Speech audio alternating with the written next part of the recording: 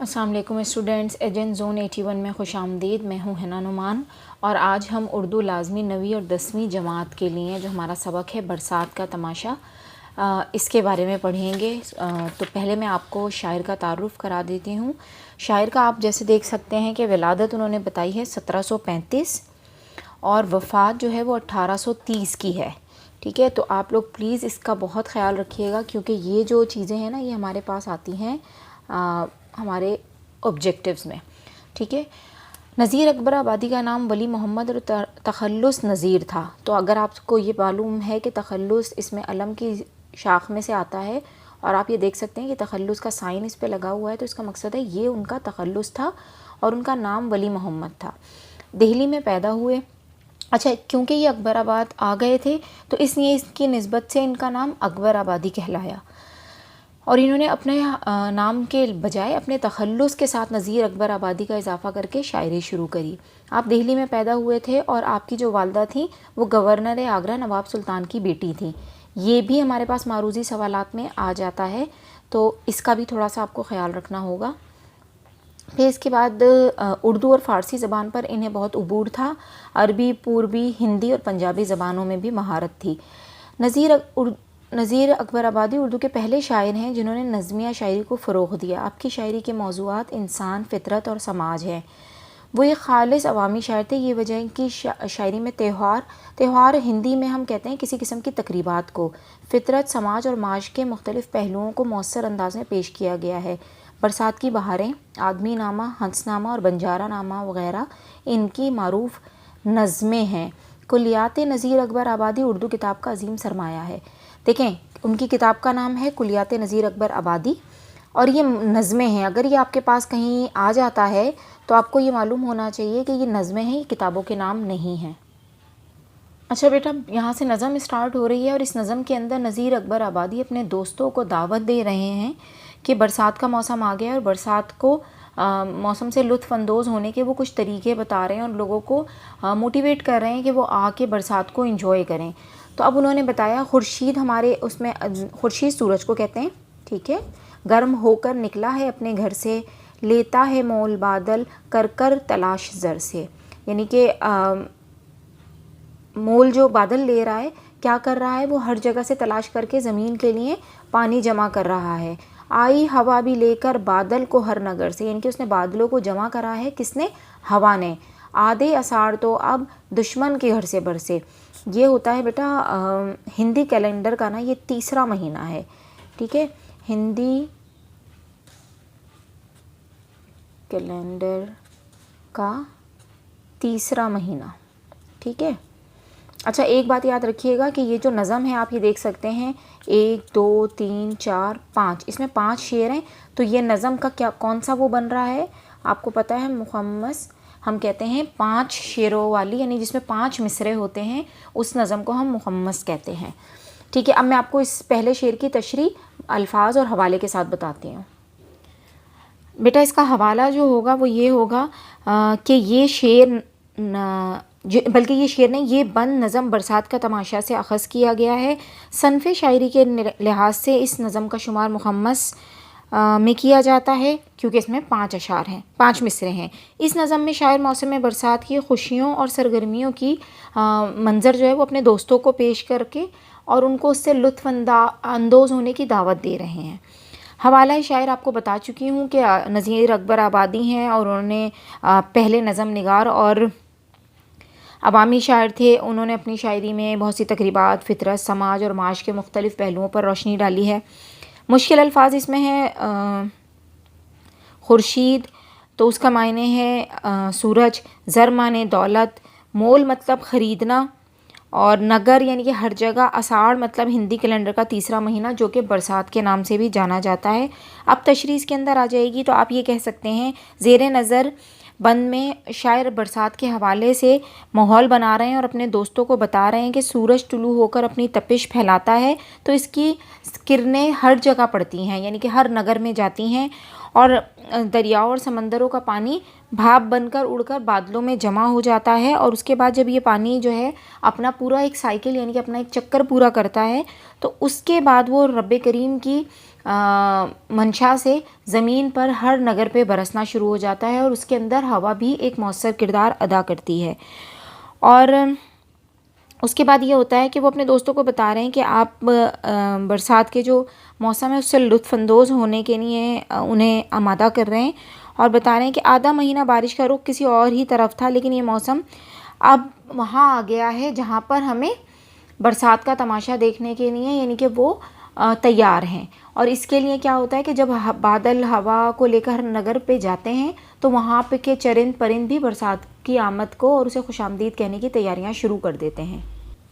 और हमारे पास दूसरा शेर है जिसमें वो कह रहे हैं, कासिद सबा के दौड़े हर तरफ मुंह उठा के। कासिद मतलब होता है पैगाम पहुँचाने वाला या डाकिया, ठीक है ना, देने वाला। सबा हवा को कहते हैं और कोह जो होता है ना ये पहाड़ को कहते हैं, ऊंचे जो पहाड़ होते हैं। दश्त सहरा को कहते हैं।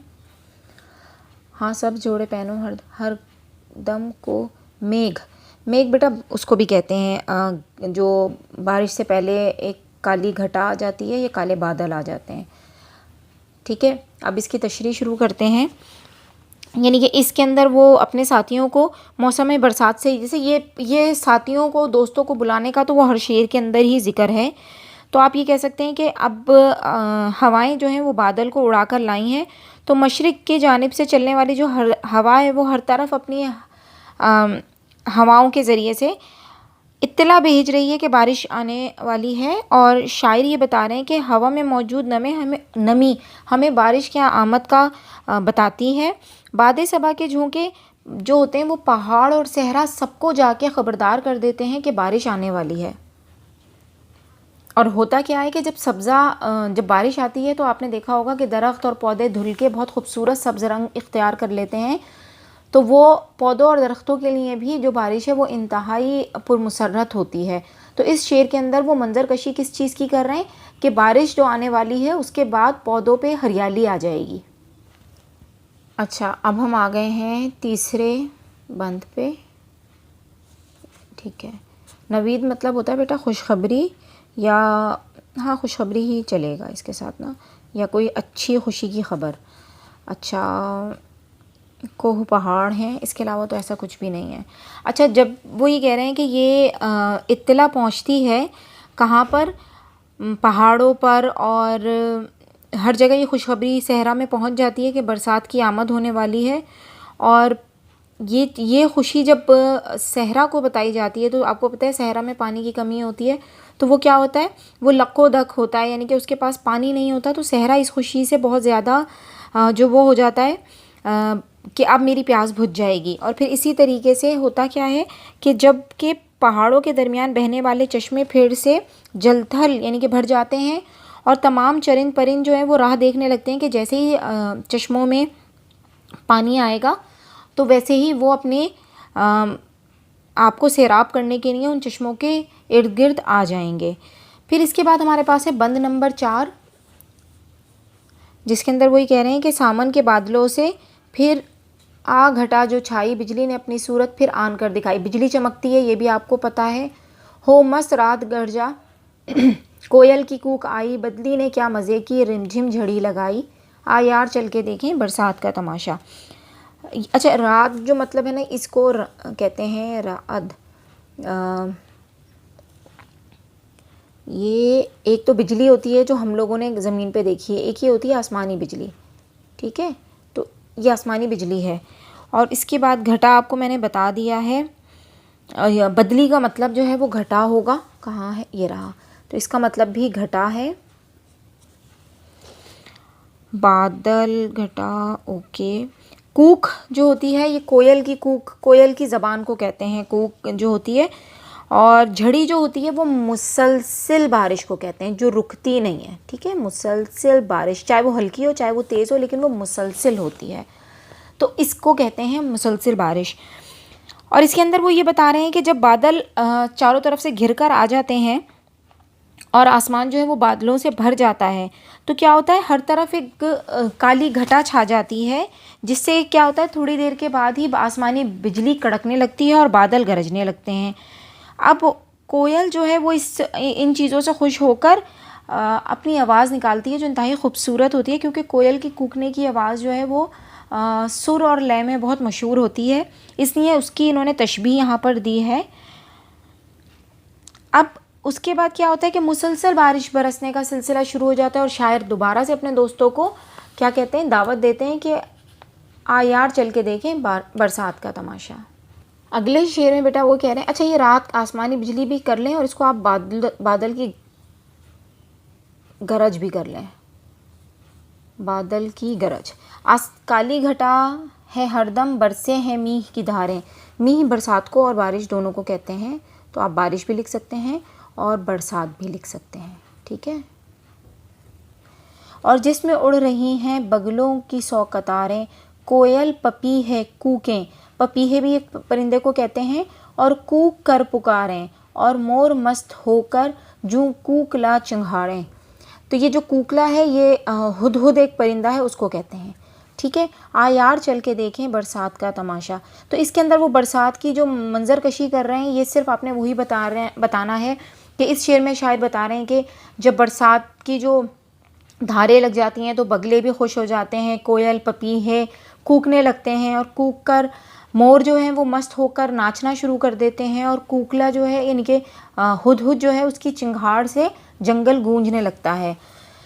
बंगले सबों ने हर जा ऊंचे छवाए जर्दे।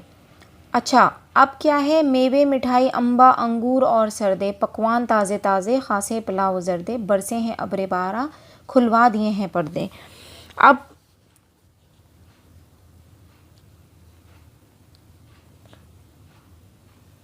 यहाँ पर है बेटा कि छिवाए मतलब छेड़ना या छेड़ डालना, या छप्पड़ फाड़ के देना, यानी कि ये कुछ इस तरीके का है कि जर्दे मेवे मिठाई अम्बा, अम्बा जो है ये एक आम की किस्म है, अंगूर और सरदे पकवान ताज़े ताज़े खासे पुलाव जर्दे, बरसे हैं अब्रे बारा, ये जर दे है और ये जर्दे है, बरसे हैं अब्रे बारा खुलवा दिए हैं पर्दे। अच्छा अब होता क्या है, अब्रे बारा अल्लाह की तरफ से जो रहमत है उसको कहते हैं, और उन्होंने क्या किया है कि उन्होंने अपने ख़ास खानों के लिए क्या किया है कि उसका एहतमाम किया है और इन्जॉय करना शुरू कर दिया है, लुत्फ़अंदोज़ होना शुरू कर दिया है पकवान बना बना के, और इसी तरीके से उन्होंने अपने जो पकवान हैं उनको बरसात के मुताबिक तैयार करवा के बरसात का लुत्फ़ उठाना शुरू किया है। अच्छा बेटा ये जो है ना छप्पर डालना है, ये छप्पर डालना इसका मतलब होता है कि आप कनाते लगवा के दस्तरखान जो है वो बढ़ा लें और लोगों को दावत पे मदऊ करें, या अपने पास जो आपके इर्द गिर्द के गरीब लोगों के लिए उन्होंने बाहर खाने का इंतज़ाम करवा दिया है बरसात में।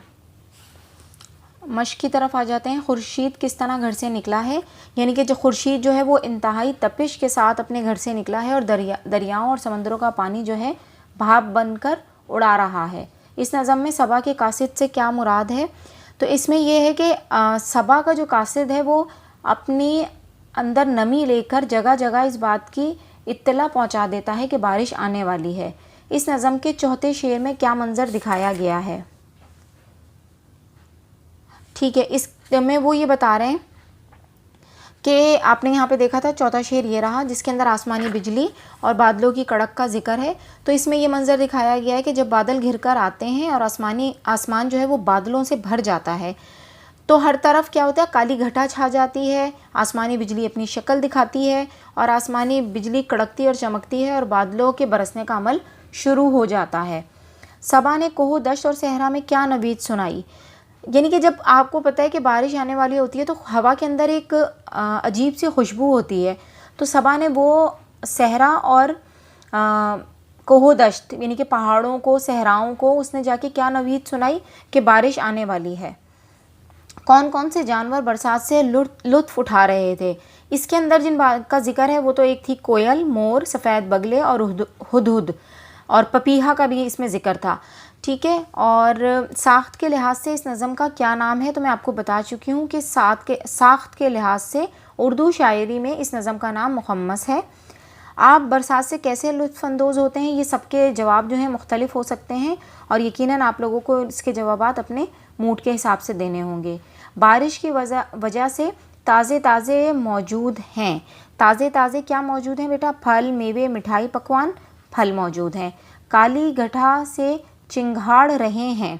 कौन चिंगाड़ रहे हैं? हाथी, मोर, कोयल या बगले। अगर यहाँ पे इन्होंने जिक्र किया होता, देखें यहाँ पर हमने देखा था कूकला चिंगाड़े, हुदहुद का जिक्र था, लेकिन यहाँ उन्होंने हमें नहीं दिया, तो ना बगले की बोलने को हम चिंगाड़ कहते हैं, कोयल की को भी नहीं कहते और मोर को, तो यहाँ हम हाथी को चिंगाड़ने से तशबीह देंगे। काली घटा में उड़ रही थी कोयलें, बगलों, बिजलियों, कूकलों। किसकी कतारें उड़ रही थी? बगलों की कतारें उड़ रही थीं। सबा से हवा मुराद है, समंदर की, बाग की, सहरा की, रेगिस्तान की। सबा से जो मुराद है वो है बाग की, क्योंकि इसके अंदर खुशबू भी होती है और फलों की ताजगी भी होती है।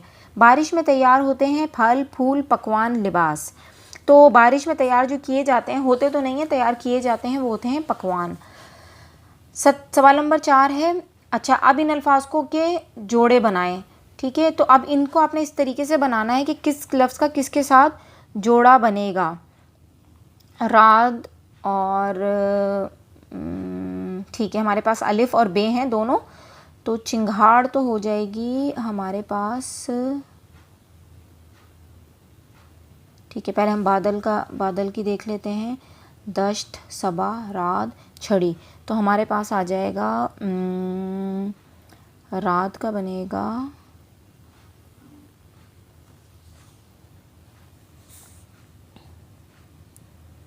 ठीक है, बादल की गरज होती है और सबा हवा, रात हो जाती है हमारे पास घटा, छड़ी होती है मीह की और मोर की चिंगाड़ कैसे होगी? रात वैसे गरज से भी मिलता है। ठीक है, तो